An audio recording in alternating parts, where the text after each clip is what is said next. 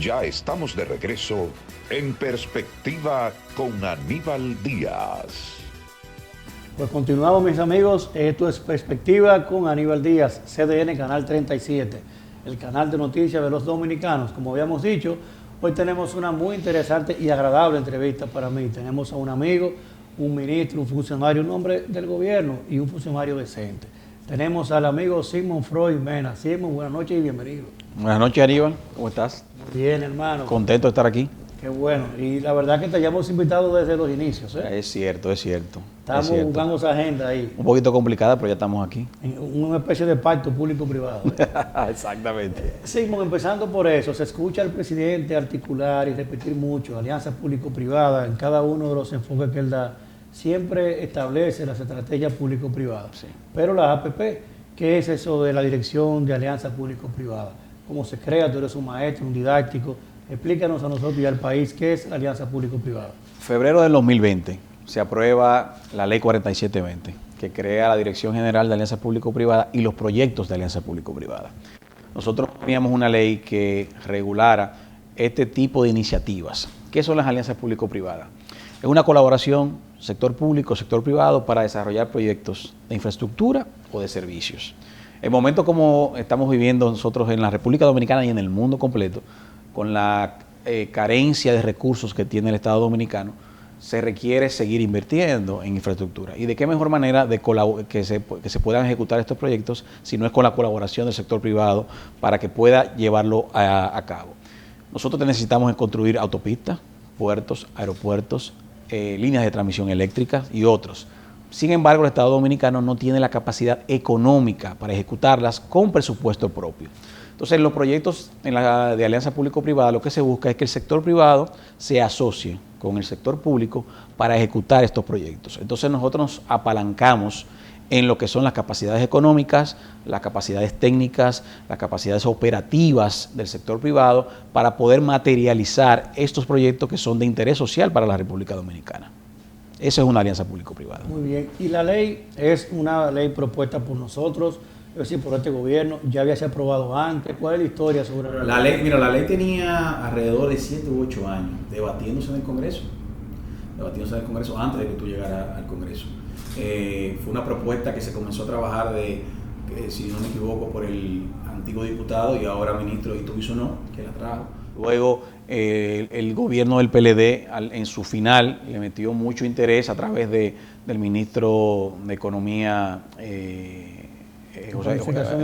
sí, exactamente, al ministro Jiménez, y la ley se promulga en ya el último gobierno del PLD de Danilo Medina a febrero del año 2020, antes de nosotros asumir el gobierno. Sin embargo, la ley crea una especie de vacatio o manda una prórroga a su ejecución para enero del año, o sea, para febrero del año 2021. Es decir, le otorga un año al gobierno para ponerla en aplicación, en implementarla. Sin embargo, el presidente Luis Abinader, entendiendo la necesidad de utilizar esta modalidad de alianza público-privada y siendo un conocedor de la figura, nos designa a nosotros desde el mismo 16 de agosto y establece la necesidad.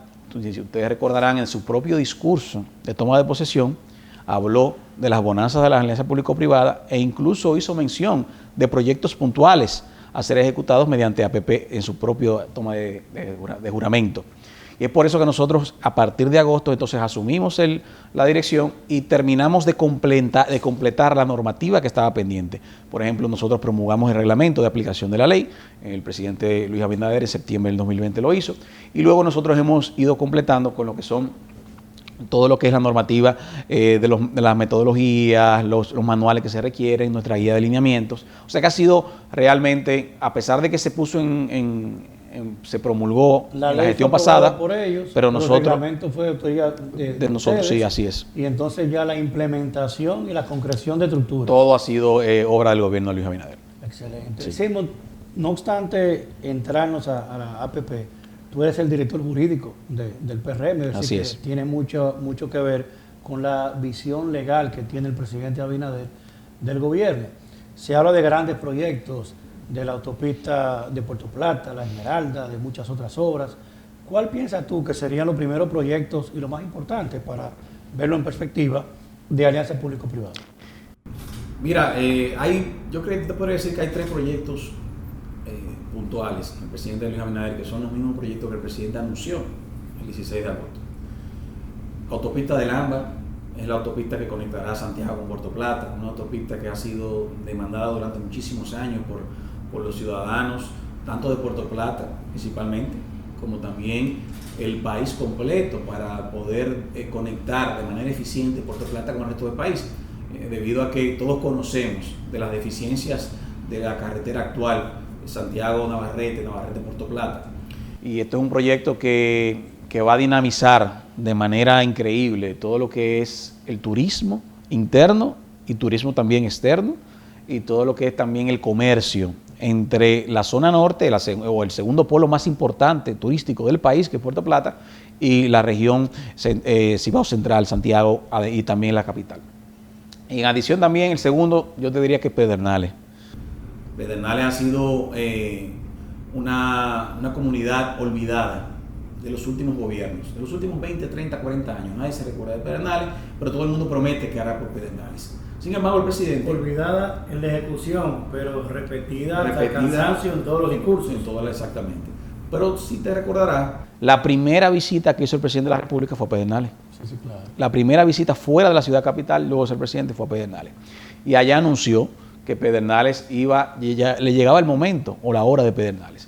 Nosotros hemos estado trabajando en un proyecto muy interesante de desarrollo integral como destino turístico de Pedernales, que implicará, en adición a instalaciones hoteleras, otras áreas como aeropuerto, electricidad, agua, viviendas, por lo cual yo te diría que ese es el proyecto de mayor envergadura de alianza público-privada, y no solamente de la alianza público-privada, sino de cualquier tipo de ejecución de obras en lo que sería este cuatrienio del presidente Luis Abinader. Y tercero, el tema de Manzanillo. Manzanillo es otro de los proyectos siempre mencionados, que bueno, que van a invertir en Manzanillo, que vienen los árabes, tú recordarás ese tipo de promesas. Sin embargo, el presidente también visitó Manzanillo, su segunda visita, y anunció un desarrollo en esa zona integral, con ampliación del puerto, generación eléctrica, desarrollo de centro logístico, y ya se empezó a ejecutar. Ya se están licitando 2 plantas a gas natural a ser instalada en la zona de Manzanillo, conjuntamente con su almacenamiento de gas y lo que son las instalaciones hacia el mar, para poder conectar los barcos que van a llenar todo lo que es los tanques, para luego tramitar a las plantas. O sea que Manzanillo ya va caminando primero que los otros 2. Pero ese proyecto es en el marco de público-privado. Sí, correcto.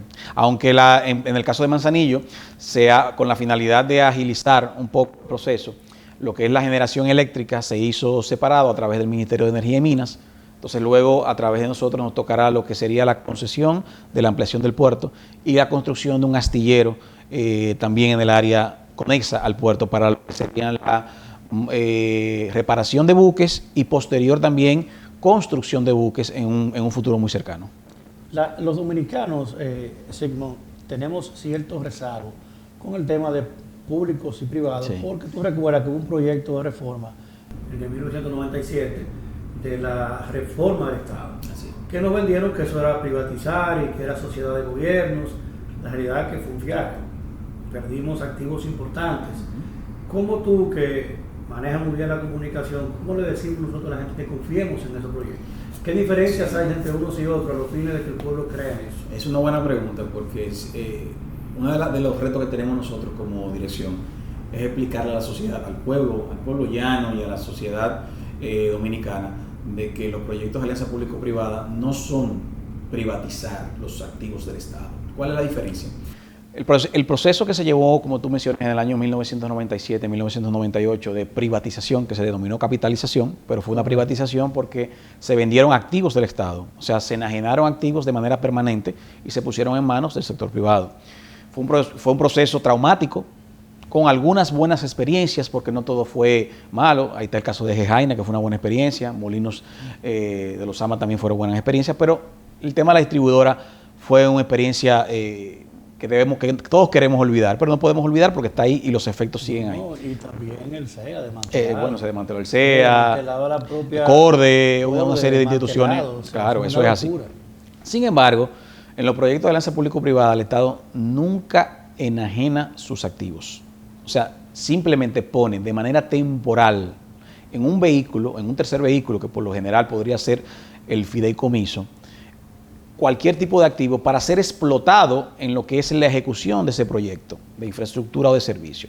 Y al culminar el contrato de APP, todo eso vuelve a manos del Estado. No solamente los activos que puso el Estado, por ejemplo, un terreno, sino también todo lo que se construyó encima de eso. Es decir, si nos vamos al caso de Pedernales, Pedernales se construirán hoteles, se construirán aeropuertos, se construirán viviendas, se construirá acueducto, en terrenos que son propiedad del Estado Dominicano.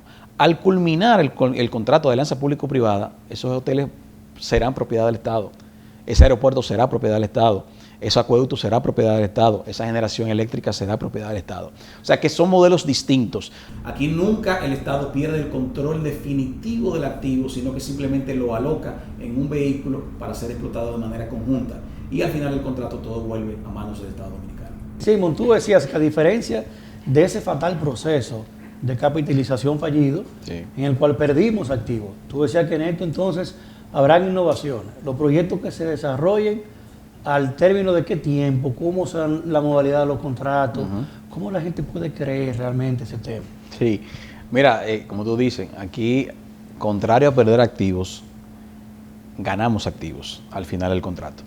La ley prevé contratos que puedan ser ejecutados hasta 40 años, con prórroga de 20 años. Ahora, todo dependerá del tipo de contrato, el tipo de proyecto, porque un proyecto de infraestructura vial, por decirte un ejemplo, es distinto a un proyecto de operación portuaria o un proyecto o un aeropuerto, en el cual los tiempos se determinarán sobre la base del tipo de infraestructura y de los niveles de eficiencia de ese proyecto. Porque, para que tengamos algo claro, la alianza público-privada, para que pueda ser viable, tiene que haber un flujo de usuarios o de uso por parte de terceras personas que permita mantener un equilibrio económico del La proyecto. rentabilidad. Claro que sí. Porque Es decir, Simón, ahí no habría un peaje sombra. no, eso es lo que no. Peaje sombra, eso es un término que aquí nosotros en esta gestión nosotros no podemos utilizarlo.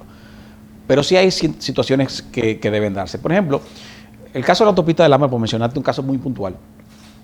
Hay un tráfico ya histórico que está ahí, establecido. O sea, simplemente tomar cuál es el tráfico que existe entre Santiago y Puerto Plata por las dos vías que existen, la Gregorio Luperón o la de Navarrete.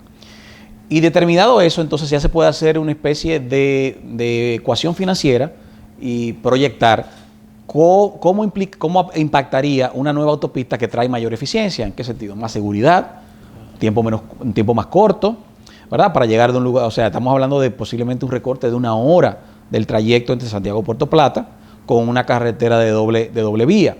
Ahora, ¿qué tiene? Tiene un impacto distinto. ¿En qué sentido? Hay un sistema de peaje, porque el agente privado requiere que ingresen recursos. Ahora mismo no hay peajes en Santiago Puerto Plata. Y la inversión. Y la inversión, claro. Y el financiamiento. Y el financiamiento, porque todo este tipo de proyectos requieren de financiamiento.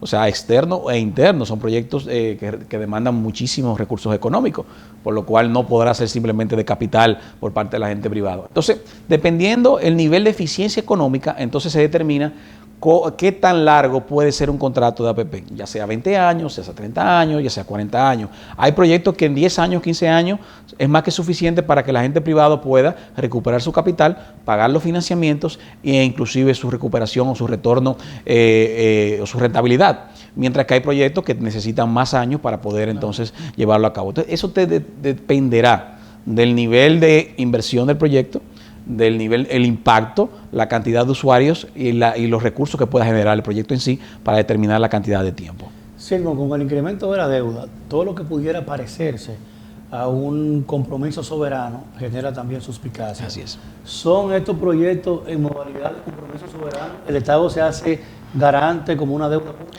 En algunos sí, en otros no. Todo dependerá, como te dije, el nivel de eficiencia de estos proyectos. Una modalidad como de autopista que tenga estos flujos no requerirá que el Estado sea un garante soberano o que establezca deuda soberana, perdón, o que no se comprometa a pagos contingentes en futuro. ¿Por qué? Porque el modelo financiero, el nivel de riesgo del proyecto es bajo, lo que permite que los bancos, que los fondos de inversión, los fondos de pensiones, que las multilaterales inviertan sin la necesidad de exigir esas garantías. Recuerda que las garantías soberanas las exigen quien va a financiar. Claro. O sea, no es el agente privado, sino aquellos que van a poner su dinero y van a decir, bueno, ese proyecto tiene alto nivel de riesgo, por lo cual para yo poder proteger mi inversión, requiero que el Estado, que evidentemente como un Estado que no puede quebrar, nos dé una garantía soberana. En este tipo de casos, dependiendo del proyecto, si el proyecto es, como decíamos, se ve muy viable económicamente, está en los análisis que se han hecho, en los estudios que se hace de factibilidad, se determina que el mismo puede ser eficiente económicamente, entonces no se pide o no se exige, o no se trata de que se exijan garantías de este tipo, porque como tú indicas, nosotros estamos en un momento muy difícil, en el cual primero venimos con un gobierno con una capacidad de endeudamiento casi copada, la cual hemos tenido que incrementar debido al tema de la pandemia, lo cual amerita que las deudas que el Estado Dominicano pueda adquirir en el corto plazo sean para áreas mucho más sensibles, como por ejemplo el tema de salud, tema de educación o temas de ayuda social, para complementar en el presupuesto lo que nos haría falta para ese tipo de sector. Claro, sobre todo, sí, que hubo un endeudamiento irresponsable. Bastante. Tuvimos momentos de crecimiento económico, sin embargo, al final quizás ese mismo crecimiento fue financiado. Sí. Y no fue tal. Viéndonos ahora desnudados por una crisis como esta, es muy importante el crédito y la solvencia que la gente le tenga al proyecto Alianza Público-Privado. Sigmund, la gente escucha tu nombre y siempre escribe de dónde es tal cosa. Aprovechemos conocer al abogado. Primero, tu anterior proceso. He dicho desde que empezamos a conversar con el público, de tus dotes, ya la gente lo puede ver, de buen comunicador y de profesor. Sí, la verdad que es muy curioso siempre el tema de Sigmund Freud. La gente me pregunta que si Freud es mi segundo nombre, que si Freud es mi apellido, y no, Freud es mi primer apellido, y proviene de Alemania. Nosotros somos judíos alemanes. Mi abuelo vino en la Segunda Guerra Mundial, fue un refugiado, perseguido por el régimen nazi, y llegó a República Dominicana y se alocó en Sosúa, en la comunidad judía de Sosúa, y ahí nace, ¿verdad?, evidentemente el segundo Sigmund Freud, que es mi padre. Luego Sigmund Freud, yo que soy el tercero, Sigmund Freud de generación tercera. Entonces, mi abuelo se casa con una puertoplateña, apellido La Antigua, y así ya hace mi padre Sigmund Freud La Antigua. Mi papá se casa con una puertoplateña también, apellido Mena, y sale Sigmund Freud Mena. Entonces ya nazco en Puerto Plata y luego vengo entonces a Santo Domingo desde pequeño. Y entonces cortaste, lo dejaste en 3, pusiste el cuarto, ¿qué hiciste ahí? No, hice el cuarto, mi hijo se llama Sigmund Freud también, mi segundo hijo, el varón, se llama igual. Sigmund Freud. Tavares. Sí, Bien, hay que mencionarlo, el Tavares. Se ha generado un debate de algunos sectores sobre el tema de que si el presidente tuviera que reformarse los estatutos del partido para su segundo mandato. Y la pregunta al abogado, al dirigente político, ¿qué piensas tú que debe pasar al 2024 en cuanto a la visión política, jurídica? ¿Habría que modificarlo? Pienso yo que no quiero decir lo que yo pienso. Tú eres un doctor de la materia y es muy interesante saber qué piensas tú al respecto. Mire, yo quiero primero aclarar algo, Aníbal. Yo soy miembro de la Comisión de Reforma Estatutaria, que fue designada en la convención del año 2018 para reformar los estatutos. Nosotros hicimos un trabajo muy extenso de revisión de los estatutos, una comisión conformada por 9 compañeros del partido. Nos reunimos más de 35 o 40 ocasiones. Incluso la última reunión nos fuimos un fin de semana a darle los toques finales viernes, sábado y domingo a los estatutos. Los estatutos llegaron a culminarse casi su revisión y su reforma en un 99%. Por una situación de la coyuntura electoral, no se llegaron a aprobar porque se consideraba que en ese momento había temas sensibles que podían crear un poco de ruido en el proceso interno que se estaba viviendo en el partido. Y por eso solamente se hizo una aprobación parcial de algunos aspectos de los estatutos, quedando pendientes los demás. Y uno de los elementos que estaban pendientes por reformar es el tema de la reelección, la imposibilidad de la reelección. Tú sabes que Eso viene del PRD, de los estatutos del PRD, que nosotros al momento de conformar el PRM, lo que hicimos por rapidez fue una especie de calco de casi total de los estatutos del PRD. Y es el tema de la no reelección, viene de los estatutos del PRD y entra en los estatutos del PRM. Pero tú sabes que la Constitución no la prohíbe. Ahí voy. Y que además la ley de partido ordena homologar los estatutos al esquema legal de la República Dominicana. Tú acabas de decir el elemento más importante. ¿Por qué surge esa comisión de reforma estatutaria? Es por ese mandato de la ley de partidos políticos de que teníamos que nosotros ajustar los estatutos a la Constitución y a la propia ley de partidos. Entonces, cuando nosotros discutimos en aquel momento el tema de la imposibilidad de la reelección en esa reforma estatutaria, todo el mundo estuvo claro y consciente en esa comisión de que eso era inconstitucional, de que eso tenía que adecuarse, porque no podíamos poner una imposición a la reelección, a la no reelección, cuando la Constitución de la República permite una reelección inmediata, lo cual no iba a crear que el estatuto era ser inconstitucional. Y a la vez también iba a poner una traba o un ruido en un elemento que no tenía que por qué traer ruido, porque si la Carta Máxima permite la reelección, evidentemente los estatutos no podían prohibirla. Simplemente lo que se trajo ahora, porque ahí lo que se dice en la última reunión de la Comisión Política, se decide reactivar la Comisión de Reforma Estatutaria para terminar los trabajos, pero no por el tema de la reelección. Es para otras cosas que son mucho más importantes, porque eso es un tema ni que hay que hablarlo, porque eso es un tema que simplemente la Constitución habla claramente, permite la reelección inmediata. Lo que nosotros queríamos o queremos como Comisión de Reforma es terminar de adecuar los estatutos a los trabajos que nosotros hicimos, adecuar temas de finanzas, temas de estructuras orgánicas, temas de las secretarías, los temas de las direcciones, eficientizar el partido, porque nosotros no podemos tener 21 vicepresidentes, no podemos tener 21 subsecretarios que no hacen absolutamente nada, no tienen funciones, porque es imposible reformar la comisión política, dejar de ser un organismo tan amplio, el comité ejecutivo. Todo eso se ha hecho, todo eso está trabajado y eso es lo que nosotros queremos implementar y por eso se convoca la comisión política. Es para esa razón en específico. Y lo más importante es que esa comisión está desde el año 2018. Sí, así es. Nosotros todavía no estábamos lejísimos de llegar al gobierno. O sea que no es una comisión que se designa ahora porque estamos en el gobierno para reformar los estatutos, para permitirle al presidente Luis Abinader aspirar en el 2024, absolutamente nada que ver con eso. Esa es la comisión que preside Eddie Olivares. Eddie Olivares, sí. Eddie Olivares la preside. Correcto. Es correcto. Como hemos visto, hemos conversado esta noche con Sigmund Freud Mera, abogado, político y un funcionario decente. Mira, Sigmund, en este proceso, yo creo que lo más importante es ser honestos al país. Hemos recibido el país en una pandemia. Sí. Un presidente que yo digo mucho en la Z siempre, hago mucha referencia al Gabinete de Política Pública, del cual tú eras parte. Y de hecho trabajaste en varias comisiones. Así es. Por eso que siempre destaco tu manejo en el tema, porque tuviste que trabajar inclusive en una comisión que tenía los temas institucionales. Es correcto, de reforma del Estado. De reforma del Estado, y eso impacta una que otro eje de política pública. Con ese escenario que hemos recibido el país, con un presidente enfocado en el trabajo como lo ha hecho, observándolo a ustedes, los que están llevando la parte ejecutiva, nosotros desde el Congreso, lo que estamos haciendo, Sí. Este país no tiene espacio para una discusión extemporánea como esa. Claro. Yo creo que el presidente, de hecho me tocó entrevistarlo esta semana en el gobierno de la mañana, y dejó el tema muy claro. Además de que pienso que el liderazgo de nuestro partido, todos nosotros estamos muy claros, que el presidente Abinader no solo es que va por muy buen camino, sino que tiene que tomar la decisión que él tiene. Él es el líder del partido y del país.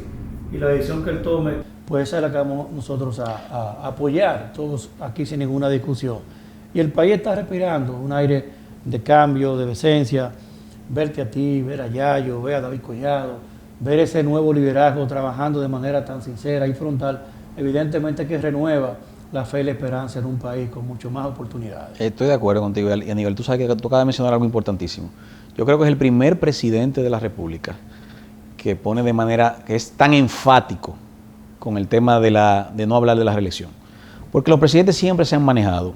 Pero el presidente Luis Abinader, en esas declaraciones que tú mencionas que dio en el gobierno de la mañana, esta semana, fue bastante claro y mandó un mensaje sumamente preciso. E incluso envió una comunicación al otro día al partido, el mismo día, al presidente del partido, indicándoles que no se puede hablar de reelección. Como tú estableces, llegará su momento en el cual hablaremos esto, pero ¿cómo nosotros podemos salir al país de hablar de reelección a 8 meses, en medio de una pandemia, en el medio de una crisis económica? Eso sería una falta de respeto. El presidente está muy convencido, está muy claro. Y déjame decirte algo, ninguno de los funcionarios del gobierno del presidente Luis Abinader, ni tampoco legisladores, los he escuchado hablando de reelección. Nadie está en eso.